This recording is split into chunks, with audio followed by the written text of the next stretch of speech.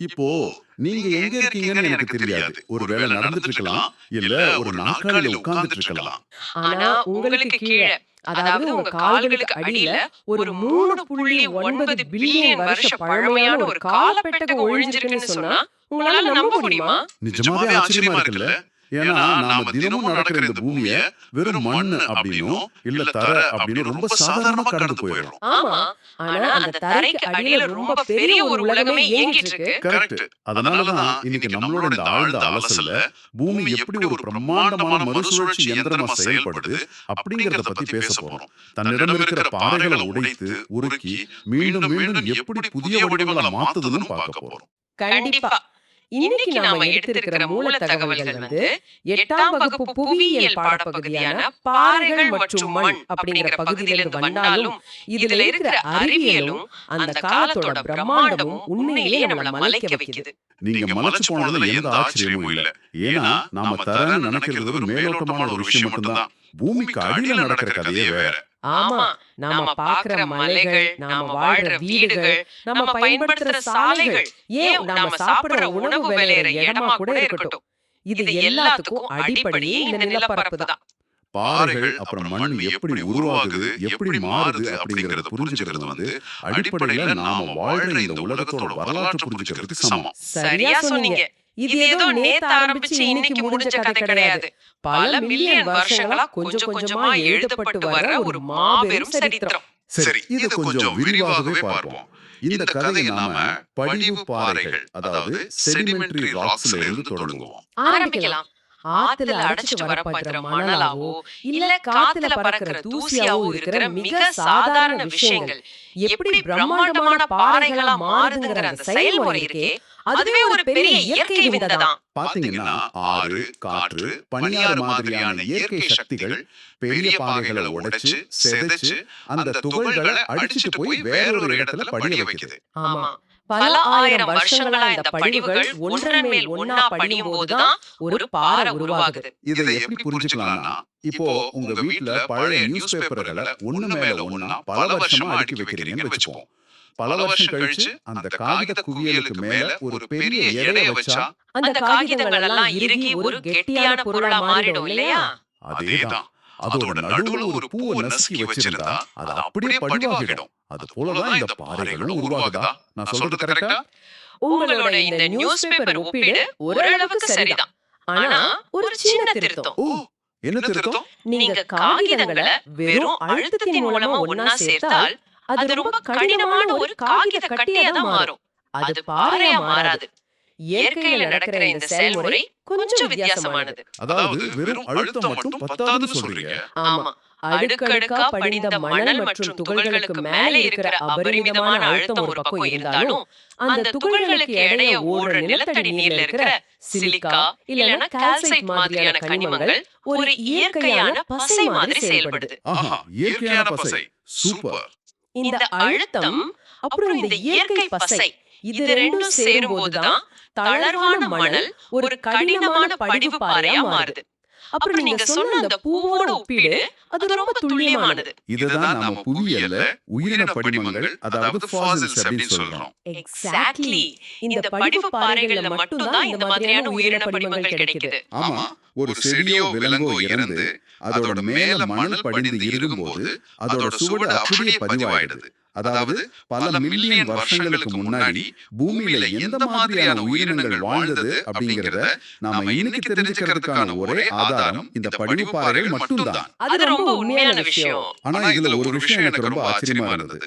உலகத்தோட மிக பழமையான படிவுப்பாறைகள் கிரீன்லாந்துல கண்டுபிடிக்கப்பட்டிருக்கணும். அதோட வயசு சுமார் 3.9 பில்லியன் வருஷங்கள்னு தரவுகள் சொல்லுது. ஆமா, 3.9 பில்லியன் வருஷங்கள். இதை எப்படி அவங்களால அவ்வளவு துல்லியமா கணிக்க முடியுது? 3.9 பில்லியன் அப்படிங்கிறது நம்ம கற்பனைக்கே எட்டாத ஒரு கால அளவு இல்லையா? அங்கதான் அறிவியலோட அழகே இருக்கு. எந்த ஒரு பாறையும் என் வயசு இதுதான் தன்னோட மேல எழுதி வச்சுக்கிறது இல்ல. கண்டிப்பா. ஆனா கதிரியக்க கால கணிப்பு, அதாவது ரேடியோமெட்ரிக் டேட்டிங் அப்படிங்கிற ஒரு நுட்பத்தை விஞ்ஞானிகள் பயன்படுத்துறாங்க. பாறைகளுக்குள்ள இருக்கிற சில குறிப்பிட்ட கதிரியக்க மூலகங்கள், அதாவது ஐசோடோப்ஸ், ஒரு நிலையான வேகத்துல சிதைவடைஞ்சுக்கிட்டே இருக்கும். ஓ, அது ஒரு கடிகாரம் மாதிரி செயல்படும் சொல்றீங்களா? மிகச்சரி. அந்த பாறை எப்போ உருவானது, இல்லனா அதுக்குள்ள இருக்கிற அந்த உயிரின படிவம் எப்போ புதைக்கப்பட்டது அப்படிங்கறத, அந்த மூலகங்கள் எந்த அளவுக்கு சிதைவடைஞ்சிருக்கு அப்படிங்கறத வச்சு ரொம்ப துல்லியமா கணக்கிட முடியும். அட, பூமி தோன்றி ஒரு சில 100 மில்லியன் வருஷங்கள்லயே பாறைகள் உருவாகிற இந்த செயல்முறை தொடங்கிடுச்சு அப்படிங்கிறதுக்கு இந்த கிரீன்லாந்து பாறைகளே ஒரு பெரிய சாட்சி. கேட்கவே ரொம்ப பிரமிப்பா இருக்கு. இந்த படிவு பாறைகள் உருவாகிற விதத்தை வச்சு பார்த்தா அதுல வெவ்வேறு வகைகள் இருக்கணும் இல்லையா? ஏன்னா ஒரு ஆத்துல அடிச்சுட்டு வர மணல் வேற, இறந்து போன விலங்குகளோட மிச்சங்கள் வேற. ரொம்ப சரியான கேள்வி. படிவு பாறைகள் எப்படி உருவாகுது அப்படிங்கறத பொறுத்து அதை பிரிக்கலாம். இதுலதான் இயற்கையோட வினோதங்களே அடங்கி இருக்கு. உதாரணமா உயிரின படிவு பாறைகள், அதாவது ஆர்கானிக் செடிமெண்டரி ராக்ஸ் அப்படின்னு ஒரு வகை இருக்கு. ஓகே, ஆர்கானிக் பாறைகளா? ஆமா, வெறும் மண்ணால பாறை உருவாகிறத நம்ம பார்த்தோம். ஆனா கோடிக்கணக்கான நுண்ணிய கடல்வாழ் உயிரினங்கள் இறந்து அதோட ஓடுகளும் எலும்புகளும் கடல் அடியில பல மில்லியன் வருஷங்களா படிஞ்சு இறுகி பாறையா மாறினா எப்படி இருக்கும்?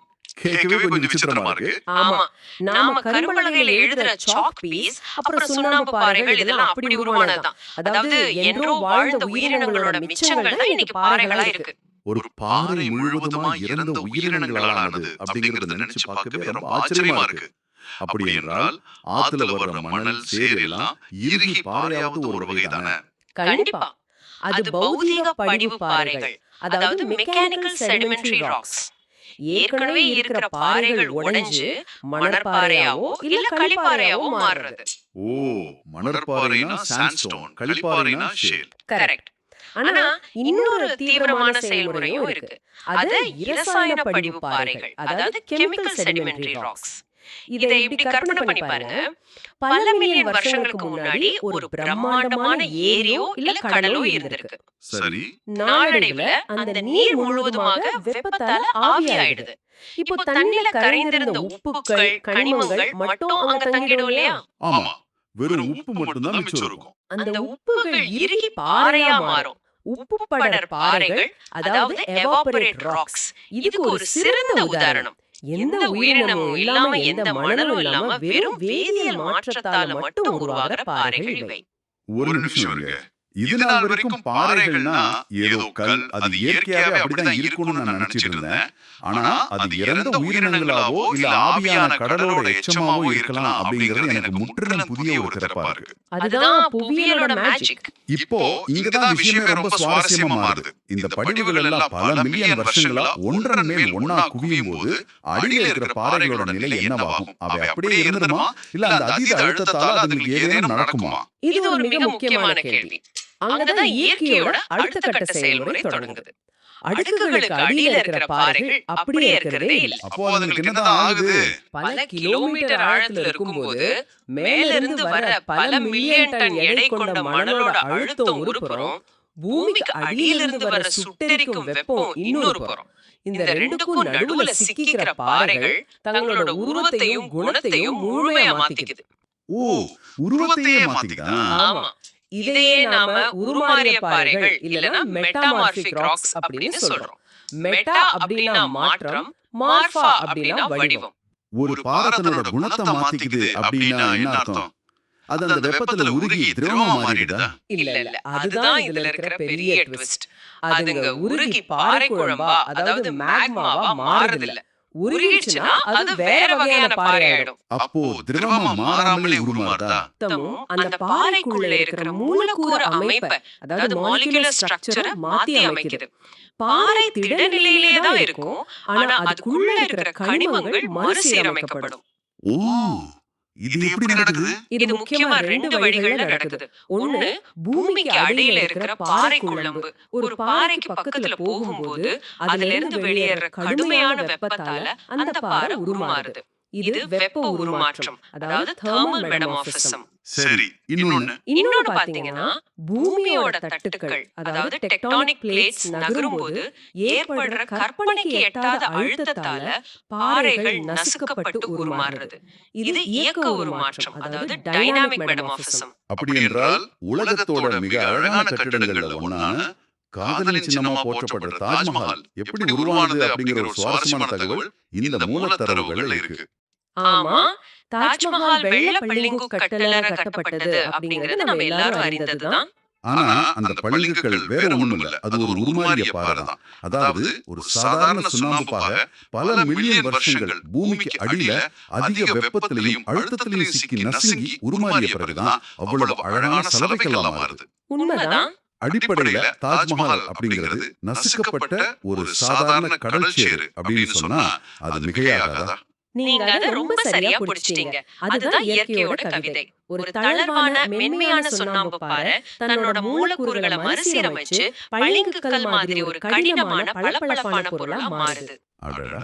இதுல ஆச்சரியப்பட வேண்டிய விஷயம் என்னன்னா, சாதாரண கிரானைட் பாறை நீஸ் பாறையாவோ, மணற்பாறை குவார்ட்சைட்டாவோ, களிப்பாறை ஸ்லேட்டாவோ மாறும்போது அதுங்க பல மடங்கு உறுதியை பெறுது. ஓ, உறுதியும் அதிகமாயிடுது.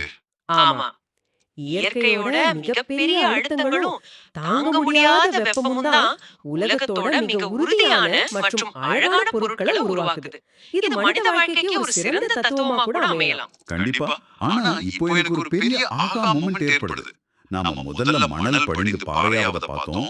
பிறகு அந்த பாறை பூமிக்கு அடியில் சென்று அழுந்தி உருமாறுவதை பார்த்தோம். சரி, அப்படி என்றால் இது ஒரு முடிவில்லாத சங்கிலி தொடர் மாதிரி தெரியுதே. பூமி தன்னிடம் இருக்கிற எதையும் வீணாக்குறது இல்ல, அது ஒரு பிரமாண்டமான மறுசுழற்சி இயந்திரம் மாதிரி செயல்படுதா? மிக சரியா சொன்னீங்க. இதே நாம புவியியல்ல பாறை சுழற்சி, அதாவது ராக் சைக்கிள் அப்படின்னு சொல்றோம். இது இயற்கையோட மாபெரும் தொடர் ஓட்டம். இதை கொஞ்சம் விளக்கமா சொல்ல முடியுமா? கண்டிப்பா.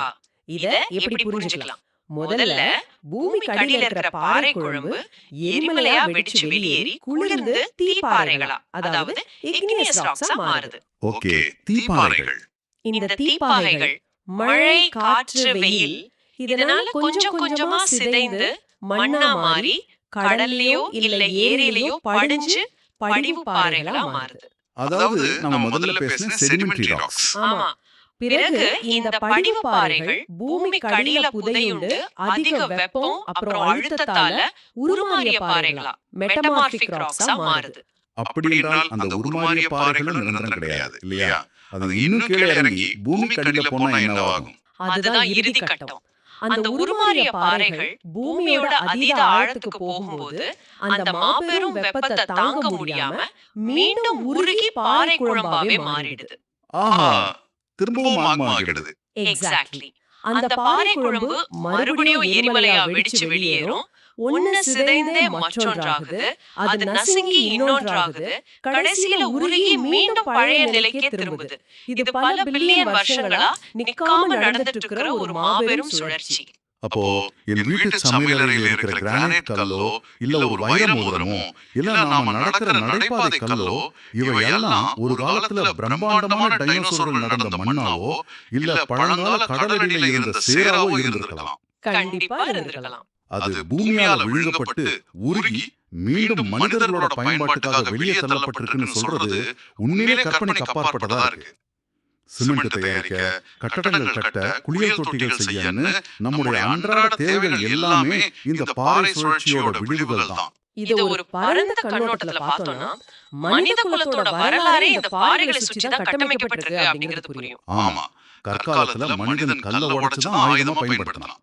இன்னைக்கு அதே பாறைகள்ல இருந்து பிரித்தெடுக்கப்படுற சிலிகான், தங்கம், இரும்பு மாதிரியான தாதுக்களை வச்சு நம்ம கம்ப்யூட்டர்களையும் விண்கலங்களையும் உருவாக்குறோம். உலகத்தோட ஒட்டுமொத்த பொருளாதாரமும் பாறைகளுக்குள்ள இருக்கிற இந்த வளங்களை நம்பிதான் இருக்கு.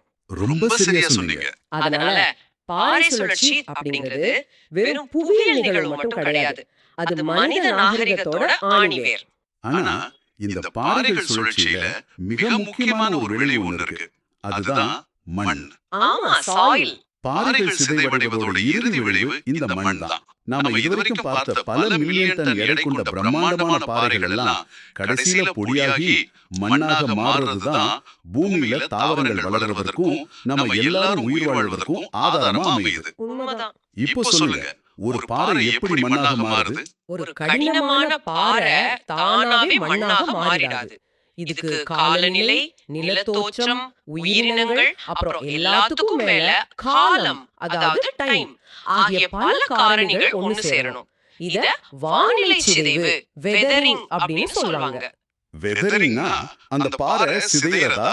ஆமா, ஒரு பாறை தொடர்ந்து வெயில்ல காஞ்சு மழையில நனையும் போது அதுல விரிசல்கள் ஏற்படும். குறிப்பிட்ட சில குளிர் பிரதேசங்கள்ல அந்த விரிசல்களுக்குள்ள தண்ணி புகுந்து பனிக்கட்டியா உறைஞ்சிடும். ஓ, தண்ணி பனிக்கட்டியா மாறும்போது விரிவடையும் தன்மை கொண்டது இல்லையா?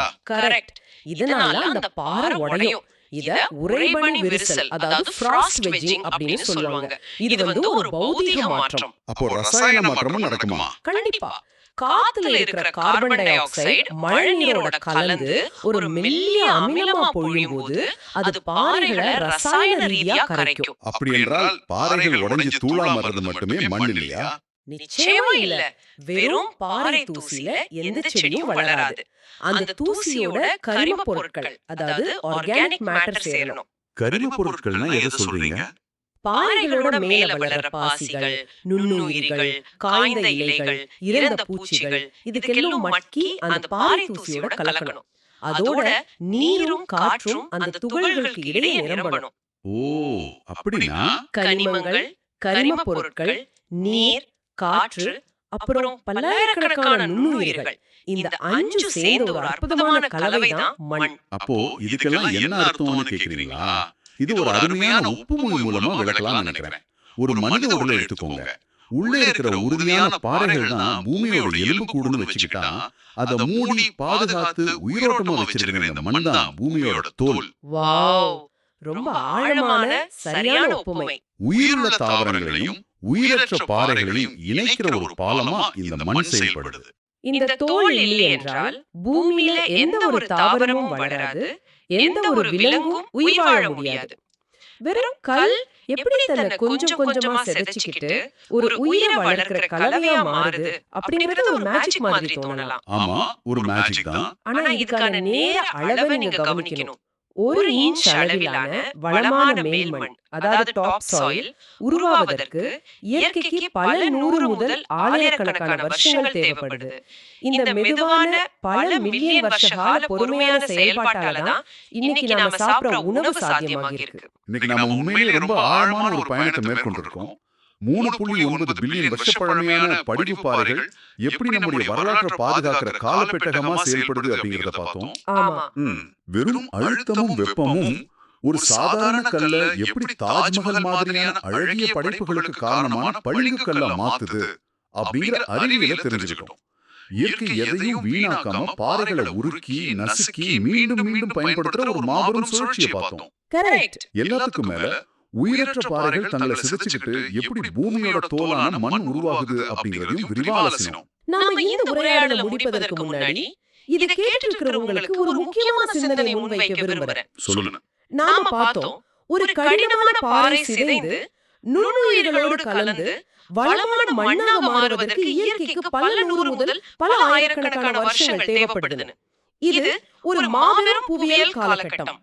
ஆனா இன்னைக்கு மனிதர்களாகிய நாம காடழிப்பு, ரசாயன பயன்பாடு மற்றும் முறையற்ற விவசாய முறைகள் மூலமா அந்த மண்ணோட தன்மையை மிக மிக வேகமா, அதாவது சில தசாப்தங்களிலே அழிச்சிட்டு வர்றோம். இது ரொம்ப கவலைக்குரிய விஷயம். இயற்கையோட இந்த பல மில்லியன் வருஷ சுழற்சியை நம்மளோட குறுகிய கால நடவடிக்கைகள் எப்படி தலைகீழா புரட்டி போடுது அப்படிங்கறத நம்ம சிந்திக்கணும். அடுத்த முறை நீங்க வெளியே சென்று தரையில நடக்கும்போது உங்க காலடிக்கு கீழே உள்ள அந்த துகள்களோட பல மில்லியன் வருஷ பயணத்தை ஒரு நிமிஷம் நினைச்சு பாருங்க. நாம அத ஒரு சில வருஷங்கள்ல தொலைச்சிட கூடாது, இல்லையா? இது நிச்சயமா நாம எல்லாரும் சிந்திக்க வேண்டிய, செயல்பட வேண்டிய ஒரு விஷயம் தான். நாம நடக்கிற தரை வெறும் தூசு கிடையாது. அது பல பில்லியன் கால பொறுமையோட பரிசு. அந்த பரிசை நாம எப்படி மதிக்க போறோம் அப்படிங்கிறது நம்ம கைகள்ல தான் இருக்கு. நிச்சயமா. இந்த ஒரு ஆழமான சிந்தனையோட இன்னைக்கு நம்முடைய இந்த ஆழ்ந்த அலசலை நிறைவு செய்வோம். பூமியோட அடுக்குகளுக்குள்ள சென்று வந்த இந்த சுவாரஸ்யமான பயணத்துல எங்களோட இணைந்திருந்ததற்கு மிக்க நன்றி. மீண்டும் ஒரு புதிய தலைப்போடு பல திறப்புகளுடன் அடுத்த ஆழ்ந்த அலசலில் உங்களை சந்திக்கிறோம். நன்றி.